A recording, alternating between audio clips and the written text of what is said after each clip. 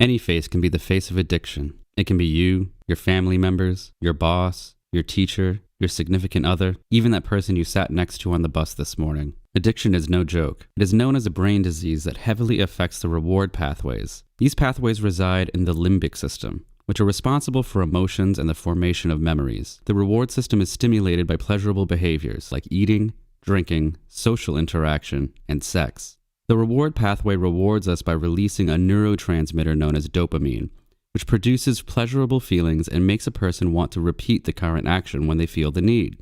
Behaviors that aren't so good for us, like spending way too much time online, gambling, or even drug use, can also stimulate our reward pathways. When one continually abuses a substance such as alcohol, nicotine, or cocaine, the reward system is tricked by turning natural needs into drug needs and increases the amount of dopamine in the system. This is what leads to addiction. It is true that prolonged exposure has damaging effects on the brain, but the brain is also amazingly resilient and can heal over time with the proper measures. Everyone is different, so treatments may vary in achieving sustained abstinence. But recovering from addiction isn't just about quitting the drugs. It is about recovering the self that has been lost. Depending on the drug, physical withdrawals may take place, but emotional withdrawals are also caused when the stimulation of an addict's receptors decrease. Detoxification and medical treatments alone do not focus on the psychological, social, and behavioral problems associated with addiction. This unfortunately does not achieve the lasting behavioral changes necessary for recovery. So for addicts who come into treatment feeling emotional withdrawals, music can be used as an alternative way to feel excitement, relaxation, security, positive change, and a sense of meaning in their lives. Studies have shown that the human brain has an implicit musical ability. Music is not only beneficial for our emotional states, but also our intelligence and general cognition. The very pathways that gave feelings of reward during drug use are the same ones that can be activated while dancing, singing, creating, reading, performing, or even listening to music. Addicts often suffer from short-term memory loss, difficulty focusing, cognitive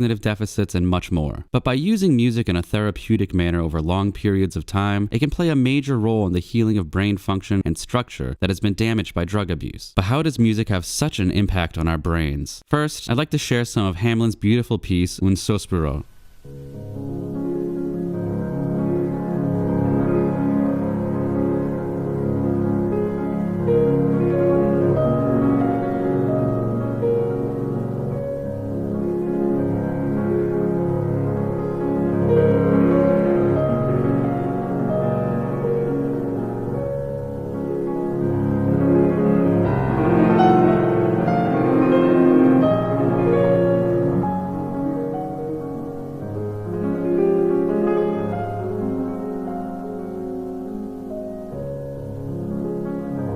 Believe it or not, listening to this piece just simultaneously activated neural networks all over both hemispheres of your brain. Certain tasks, such as reading or doing math, will only activate limited areas. Un Sospiro just resonated through all 4 lobes of your brain, which includes the frontal, temporal, parietal, and occipital, plus the cerebellum. As soon as the song was played, your auditory cortex worked with your cerebellum to process the signal into information about frequency, pitch, spatial location, timbre, amplitude, duration, and much more into a unified musical experience. Your brain did all this work in just a split second when you first heard the music. This display of musical notes activated your visual cortex, but it is also activated when simply watching a performer or your own movements. What did you think of when listening to this piece? The images or thoughts you just had in your mind activated your sensory cortex. Did you have any expectations of where the tune will lead? This creation of expectations, like waiting for that bass to drop or the chorus to begin, activates the prefrontal cortex. But what about this tune?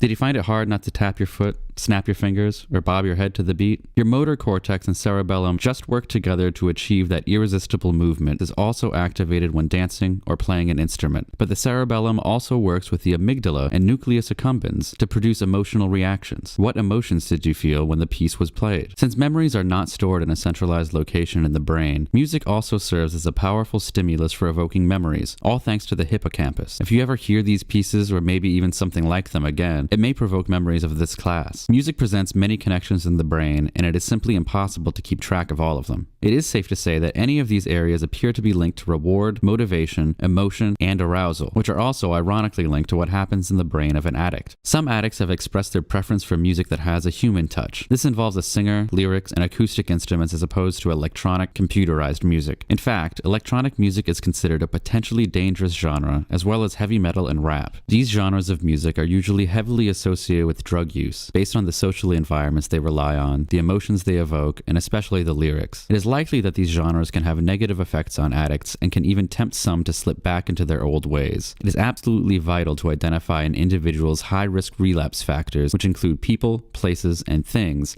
and these genres of music can unfortunately fit into these factors. Although listening to music activates our brains in many ways, playing a musical instrument engages practically every area of the brain at once. Disciplined and structured practice is found to strengthen brain functions, even enabling us to apply that strength to other activities. This allows the motor cortex to utilize both sides of the brain and even strengthen the bridge between the two hemispheres, known as the corpus callosum. This allows messages to get across the brain through more diverse routes at an even faster pace. Because of this, musicians have higher levels of function, especially towards planning, strategizing, attention to detail, and memory. But you certainly do not need to be a musician to achieve these benefits for yourself.